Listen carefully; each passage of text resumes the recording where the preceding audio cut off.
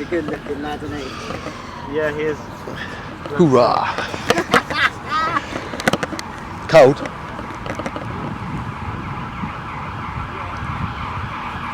Okay, then. Just the thing is, don't move too much when you speak. Yep. Stay in the position. Cool. Okay. Wait for that to go past. That's not the best thing to use now. So Ben, you've been serving for 5 years in the British Armed Forces. Just short of 5 years, yeah. Yeah. And how was your life as a veteran, as a soldier, and being part of the British Army? Yeah, I mean, you know, it's one of them things that you join because you have a passion for playing soldier, I guess. That's how it starts. I grew up young, straight into cadets, from cadets straight into the military. Did you move that one? No. Do you want to go again? I think it's a bit, yeah, just pull it a bit. Wait. It's okay. Yeah? Here, don't worry. Okay. Go again?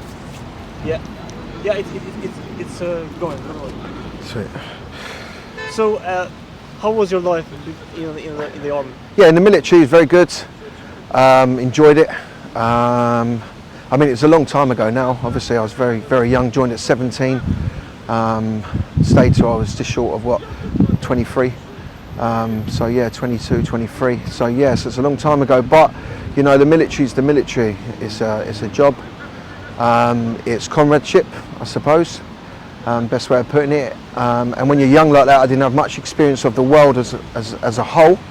So yeah, I loved it really. It's a shame. Which countries have you been serving? So I did a few different tours. Did a tour in Iraq. Did a tour in Kenya. Not operational tour in Kenya. It was an exercise. Did a bit of skiing around Europe, Austria, and mainly just based in the UK. Yeah. So then, after you left the army, you told me that you started fundraising for veterans. No, not straight away. So when I left the military, obviously you approach civil life, which is outside the military. A couple of years I did that. Wasn't really particularly finding my feet, best way of putting it. Just being a lad, I guess, because obviously you want to join at such a young age. I missed that whole, you know, leaving school, military, and then rather than doing college, university, and doing things that way. So really I made up for lost time of being a young boy, best way of putting it. I was medically discharged from the army, so in my eyes I would still be there now. You know, for what I did in the short time was quite productive. So after a few years I wanted to get back in the military, and I sort of pursued that for up to 10 years. Lots of different hurdles to get over, but sadly ended with no longer being able to apply. So that's when my fundraising journey begun really. It's sort of fundraised recently for other charities, main one being air ambulances across the UK. Before going to the charity that you established, I want to go to the CIC, Community of Interest. I want to go to the transition life, you know, from military to that you experienced. But now, yeah. So yeah. After you left the army, like, did you experience homelessness, or were you in risk of being homeless? That's why I started. So look, lots of different things. I've had relationships. I've been married. Sadly, didn't work out. I moved to Dubai for 6 months with my wife. We come back, decided that we'd split up, and that's sort of the point. It was a messy breakup. She was pregnant at the time as well. I've 5 children in all.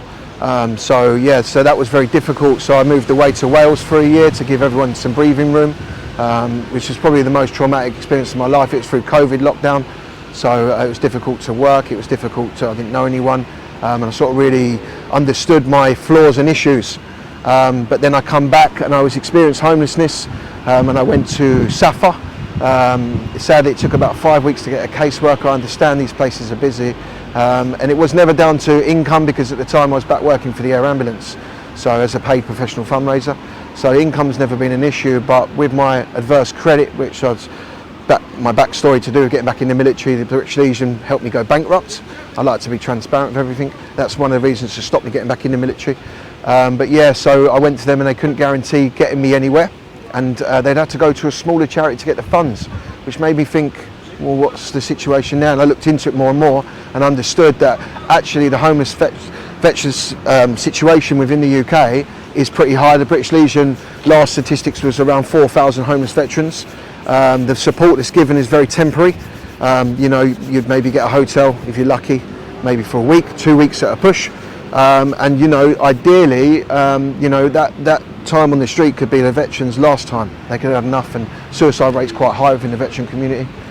So that's where really. How many years or how many weeks did you experience homelessness? So it was an ongoing thing. It wasn't homelessness. I was quite fortunate. I wasn't homeless sleeping on the streets. I was homeless in the way I didn't have a fixed abode, but I had people around me that I could lean on and so forth. Not everyone's that fortunate, but if it wasn't for my partner really, who I'm with now, and you know, our relationship working out, then it would be difficult for me to rent privately and so forth, because I didn't have access to a guarantor, didn't have the correct work references at the time, and certain things. So there's a big gap here, that we always think homeless are guys on the street or homeless that are suffering mental health issues, yes, but you've also got the unlucky veteran that's just taken a bad turn in life and isn't able to go and rent privately and so forth, and they're the ones that are forgotten about, and that's the one that's no real assistance out there for them. So this is where we come in as We R Blighty, because we want to help the unfortunate guy that's, you know, that's still got life left in him and he's just going through a hard time. You work every day with lots of veterans, you have contact, you Yes. meet a lot of people. Yes. You just told me that in 24 hours, 24 hours, you five have new cases. Five new cases. Yes. Like how is the situation of the homeless veterans? And you know, because it's a lot of, among years there is an issue going on, and it's a never-ending issue. Yes. Like, how is the situation? How do you feel it? I mean, look, you know, people are always going to go, it's life, isn't it? Life's mental health is the best way of putting it, you know. People are always going to go through situations where, you know, they fall on bad luck or bad times, or the situation, you know, comes upon them and they haven't even caused it themselves. All different options that are going on why people could be homeless, and, you know, would we ever stop it? Probably not. But if we got something in place where we can work at it, and the main thing, keeping the guy off the street, which is why we're very proactive in putting guys in hotels and B&Bs until we find someone. Some people I've had in hotels for 4 or 5 months where we just can't get the accommodation. Op Fortitude was set up from the government, they funded that. Okay, great. It takes a while to get a caseworker and a while to find someone somewhere, but it does mean that veteran possibly leaving the location of their support network. And when mental health is such a big topic right now, I mean, we've got a Mind shop just across the road somewhere up here, you know, Mind's campaigning big time for mental health, but you know, it's not being thought about the veteran and his mental health when we're trying to move him, say, to Scotland from Kent. You know, it's no good, is it? So, yeah. So the charity has now started a new initiative and to transform boats into home for veterans. Yes. How is that going? How many veterans are now? Yeah, well, so right now we've got 6 boats. I managed to purchase 6 boats. 3 are operational with veterans. We've got 2 ex-Army, 1 ex-Marine living on there right now. We're trying to fundraise on a separate campaign, because the fundraising that we do regularly, daily, that I participate in as well, is basically enough to run the cost of the operation, as well as keep guys in hotels with more guys coming in. So the funding can't really be used to go and do the boats up, so we have got a separate fundraiser. The idea is to get as many boats as we can. It's not ever going to be anything permanent unless the guy really, or the veteran really wants to stay on the boat. I've got no issue with that. But it's more to being able to move some people somewhere without having to move around locations in the way of hotels, B&Bs, down to budget that we got and so forth, because we're very hand to mouth. Is there an emergency now that you had to do this fundraising for boats? Because there is no more space in the hotels for? No, it's not about space in hotels, bundles. You know, we're stabilising the economy with what we're doing with the hotels as well. There's that side of things, but it's down to funding. So we've taken a bit of a hit through some online trolling, sadly, just to mention that quickly. So we're not able to fundraise in the manner that we did when we first started. So we're having to really dig in and really bring the funds in to even keep this going, to be honest. It's a sad story. But you know, I've never turned a veteran away, and I've not had to ask one to leave accommodation. And we're up to maybe helping over 60 veterans so far. So with various different things, mainly accommodation. So, but I want to keep that going. So this is why now we've got veterans that I've actually supported and now been good enough to come out and be paid professional fundraisers, so they can actually sustain their own life. At the same time, help keep veterans off the streets. So it's a lovely network going on, to be honest.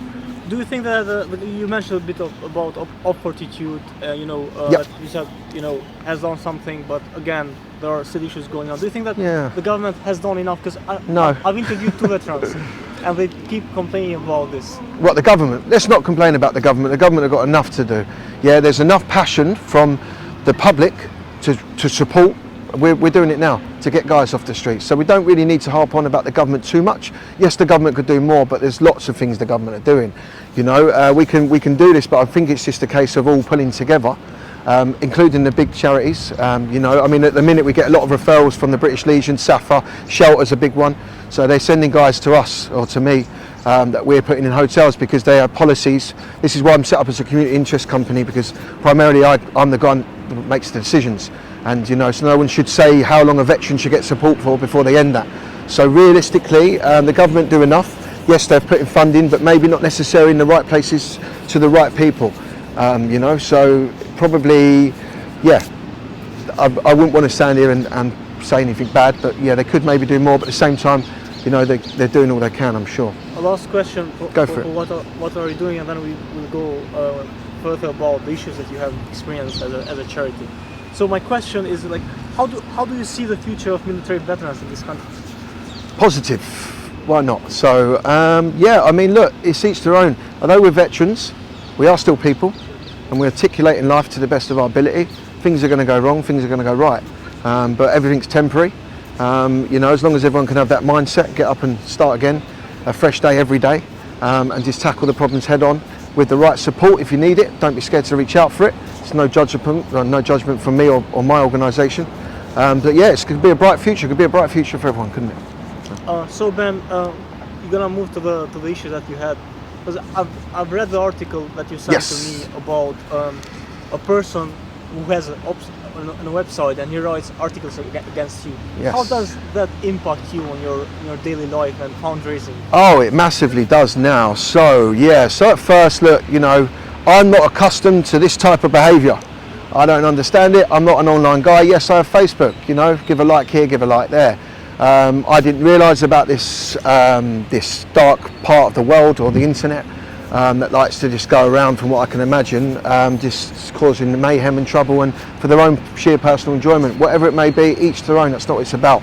But the fact of the matter is, the intel that's been taken has never been taken from me direct, or anyone that's close to me. I believe I do know where the intel's come from. It's a vendetta against a guy that worked with me, or still does, actually, a friend of mine, his stepfather, whatever. You know, that's between them. But the intel that's been given to this group, or the club they call themselves, has never been correct. They've tried to use my past bankruptcy, a company that I've owned. They've left out companies that I have owned that are very successful. One company, I believe it's the third biggest in the UK now.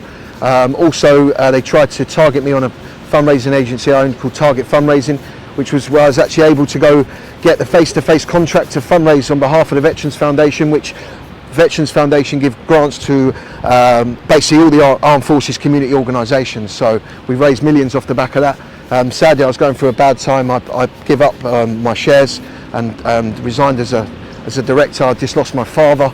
And this is part of me when I went to Wales and so forth as well.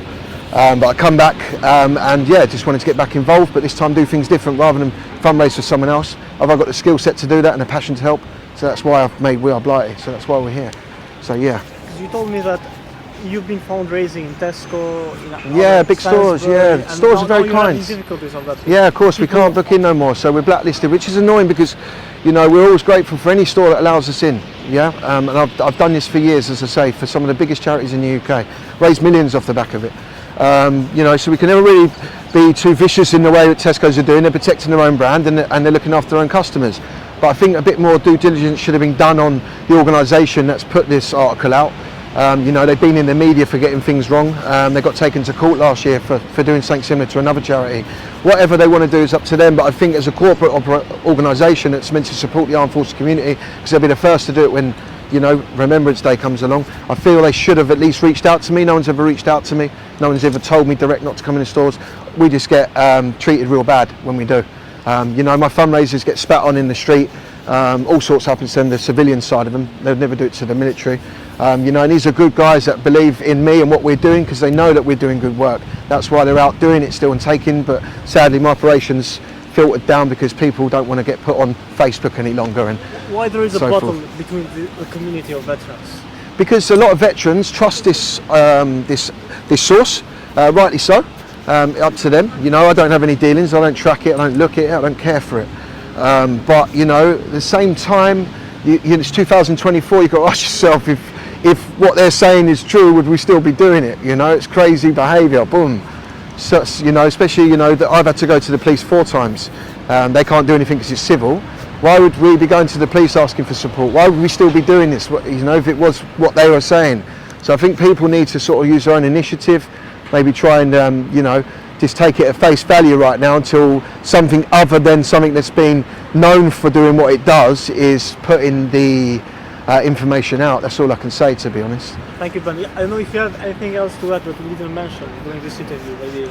Yeah, no, I think so. I think I'm okay. Do you think? You. All right. Thank you. Yeah? Do you think he forgot anything to say? Or he's doing okay? You reckon? Thanks, man. It wasn't. Was it?